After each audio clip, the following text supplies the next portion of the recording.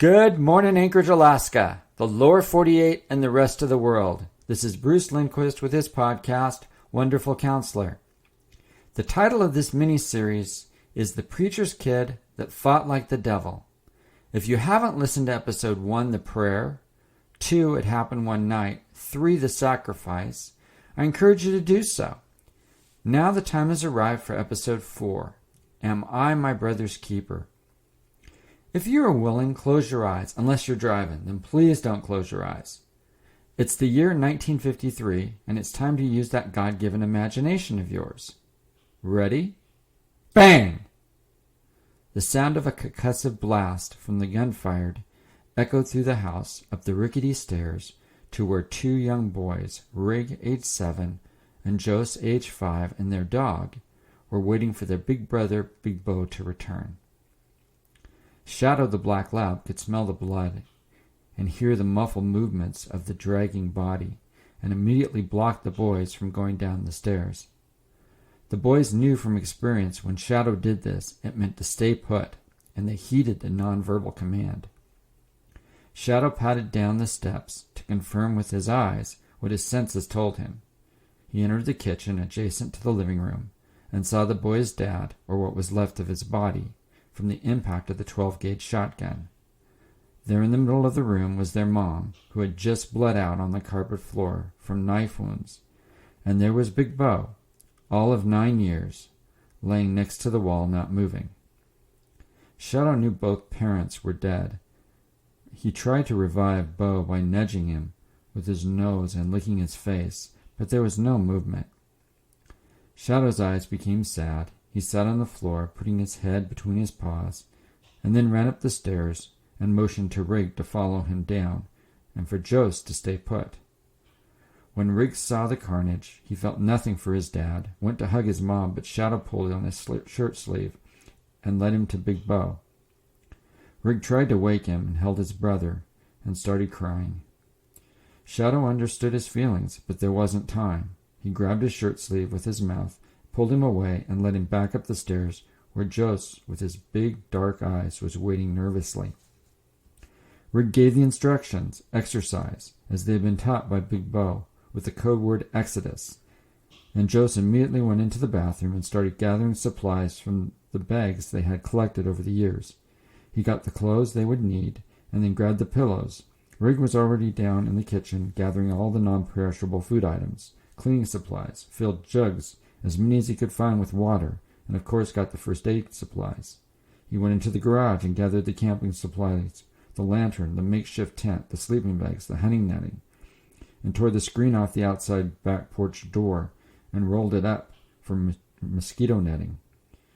He loaded the supplies in his dad's car and then gathered the bags his brother dropped down the stairs. What was he forgetting? Of course, they needed food and water for Shadow. Rig yelled up the stairs, "Get the key from the dresser," and Jos had already got it. "Grab Dad's .22 and the shells." "Got that too," said Jos, and the boys within hours looked as if they were the nation of Israel, plundering Egypt, getting ready to make their exodus. All the supplies fit into the 1953 Ford station wagon. Rig already had his dad's car keys. "Time to get in," he said, but Jos was headed into the living room. Shadow blocked him before he saw the dead bodies and guided him back to the garage. Rig looked at Jos. "Big Bo is giving us the opportunity to show us what we can do. Just like he taught us. He'll check to see how we did soon." Rig hated to lie to his brother, but he couldn't know until they were safe. Shadow didn't get in the car, but ran down the road, and he would join them. Rig opened the garage door and drove the car down the country road to the lake. They got out and unloaded all the supplies. Shadow stayed with Jos, while Rig drove the car back to the garage of the house, pulled the door shut. He then put back the key to the car and left the house to meet his brother and Shadow. It wasn't that far, and Rig could run. They met by the lake, and it was 1 a.m. now, and they were running out of time, for danger would be arriving soon. They walked past the lake through the woods to a large champion tree about 50 feet high, and Rig began to climb until he reached the wooded landing near the top where the tree fort was located. Bo and his brothers had over the years built this. As Bo had confided in Rig, he didn't think he would make it out of the house alive, but they must survive. Rig then let down the basket on the ropes and the pulleys and lowered it to the ground, and the supplies were loaded 20 to 30 times up and down until there was nothing left on the ground. They lowered the basket for Shadow to get in, but he refused, and he nudged Joe to get in the basket, and Rig brought him up to the fort. "Where's Shadow going?" "I don't know," said Rig, "but he'll be back. In the meantime, we've got a lot of work to do." The boys began camouflaging the treehouse, and when they were done, even with the small lantern, no light could be seen. Bo had built shelves in the tree to put many of the supplies. Ropes were used to secure the water jugs. There was a shovel hidden under part of the tree, which was hollowed out, where the boys could poop through the hole on the other side of the tree, and refuge would fall into that, like a ground latrine soldiers would dig in the war. The boys had bleach as well, and soap and water for sanitation. There was a place in the tree they could even see from the distance that outlined where the house was. They would soon know if Big Bo lived. Shadow nudged open the door to the house that Rig forgot to shut all the way, went upstairs and grabbed 2 of the boys' shirts and brought them into the living room. He dragged them through the blood-soaked floor. He then headed out the door in the opposite direction of where the boys were and ran for miles out into the woods. He dragged the boys' shirt and dropped them and started tearing at them with his mouth. He left the ripped shirts on the ground and headed back to the tree fort. Shadow, on the left side of the lake, left pellets, poop minefields, just in case anyone came their way. He then barked and the basket was lowered for him, and he was brought up to the fort. The dog bed was made. The boys' sleeping bags were in place. This made a very nice little home for them. Shadow looked at Rig. He knew it was time to tell his brother the truth. Joe beat him to the punch and said, "Where's Big Bo going to come? We have all this stuff to get back to the house, and Mom and Dad come out of their stupor usually at noon." Rig looked at his brother. "It's not an exercise. It's the real Exodus. We can't go back home any more than the children of Israel could return to Egypt."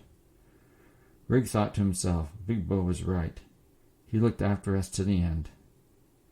"Where's Mom and Dad and Big Bo?" asked Joe.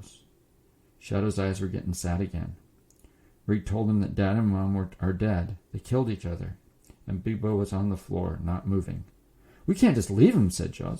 "We had no choice. If he's dead, we couldn't bring him. If he's alive, someone will find him."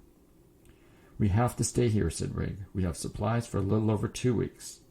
And if they find us, they won't let us stay together. We'll be like some of those kids we met. We'll never see each other again. All 3 of us are family, and we have to stay together. That's what Big Bo taught us." "What do we do now?" said Joe. "We wait," said Rig, "and see what happens when morning comes at the house." The boys were exhausted. They completed their mission like Army Rangers on steroids, and now had to wait. It was about 9 a.m. when the car pulled up. It was the assistant pastor. It wasn't like Pastor Charles Oakley I to be late for church on Sunday morning.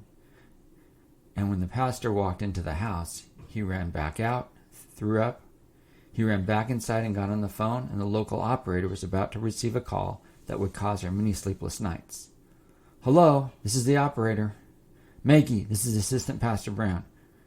He couldn't stop crying, and then he said, "They're all dead. Pastor, his wife, blood everywhere. We need the police, funeral home, ambulance. Oh, Lord Jesus, help us." Maggie just about dropped the wires.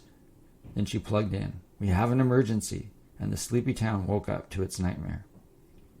Rig saw the lights coming down the hill. Ambulance, fire truck. They watched as a body, which had to be Big Bo's, was loaded into the ambulance. Other bodies over time were loaded into the hearse, and the police secured the crime area.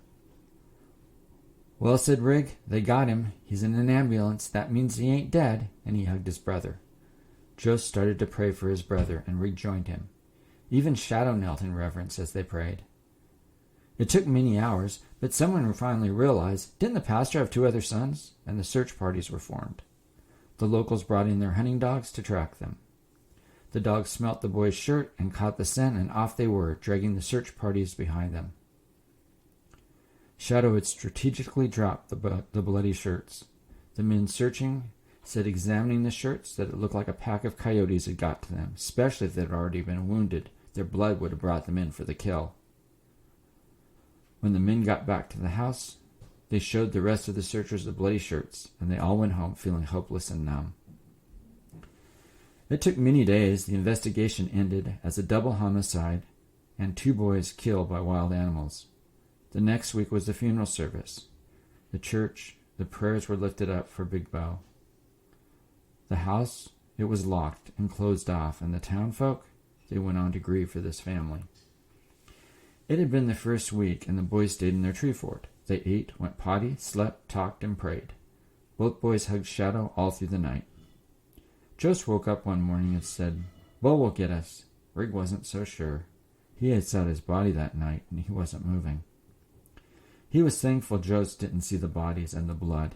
He didn't mind taking that one for the team. After all, that's what Big Bo would do. 2 weeks went by, and then the morning of the 13th day. At this point in the story, if you haven't listened to the previous episode, I do recommend you do that at some point for continuity of the miniseries.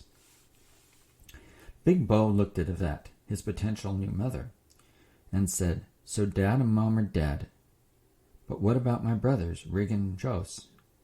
Yvette broke into tears and held her soon-to-be son. They were torn apart by wild animals.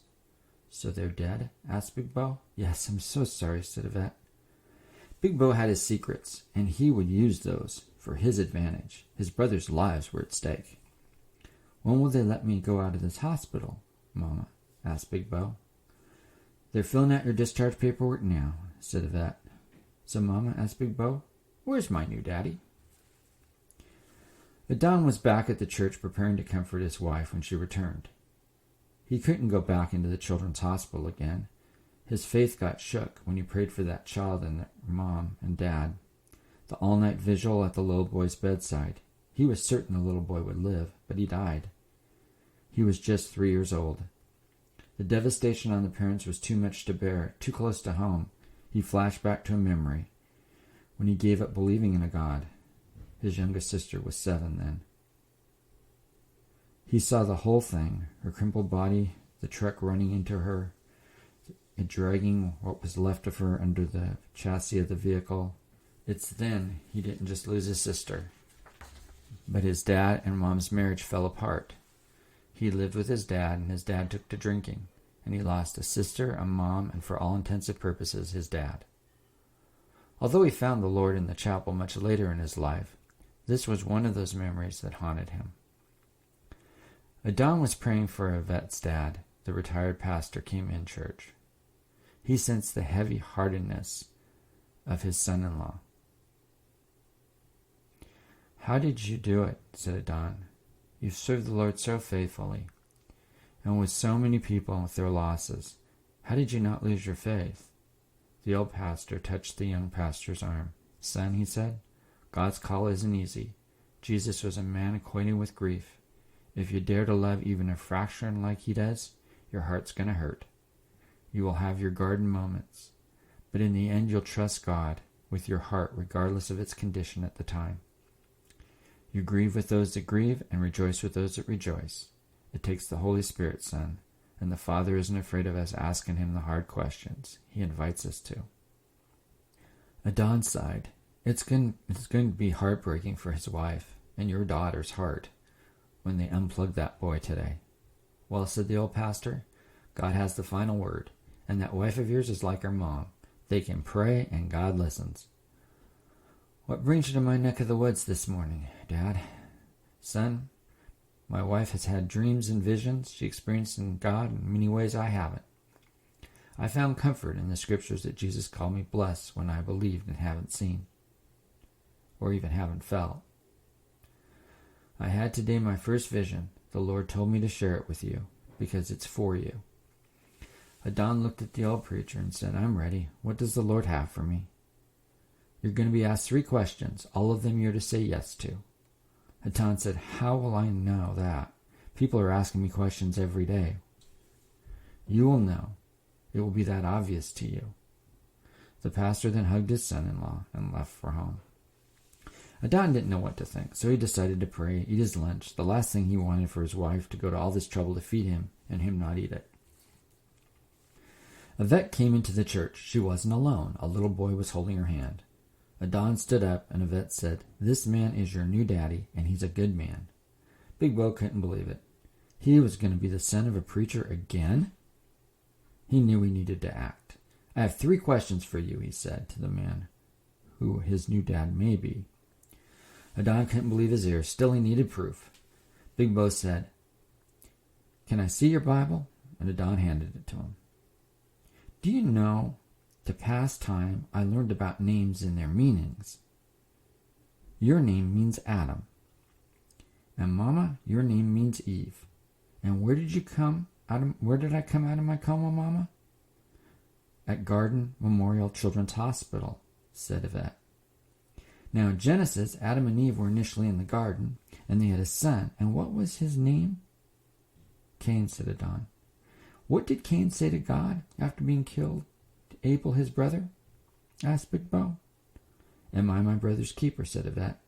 "Now, I'm not Cain. I'm Big Bo. My first question will be, will you allow me to continue to be my brother's keeper?" "Yes," said Adon. "Then let's go," said Big Bo. "Where are we going?" said Yvette. "I'll show you. We'll be there soon." They left the church, drove past the old house to the lake. "Come on." They both got out of the car. "Don't step to the left. Walk to the right. Otherwise, it'll be stinky for you," said Big Bo. "Can you guys climb?" Big Bo asked Adon and Yvette, and they followed their son up the tree. Big Bo said, "Rig, Jos, Shadow, I'm here, like I promised I would be." 2 little brothers' heads popped up.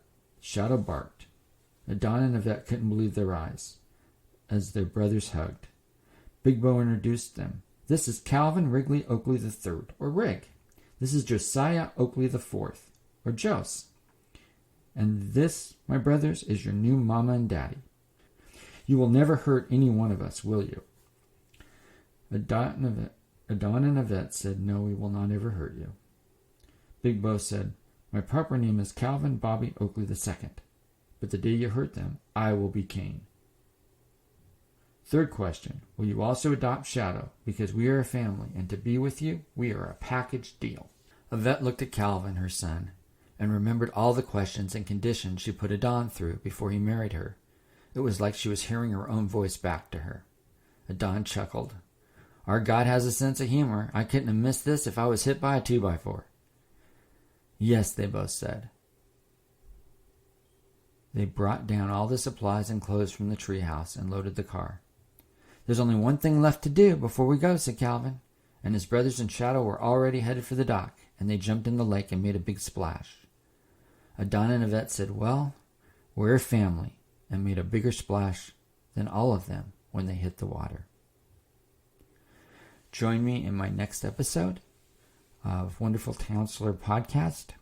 This will be episode 5, and it's called Home.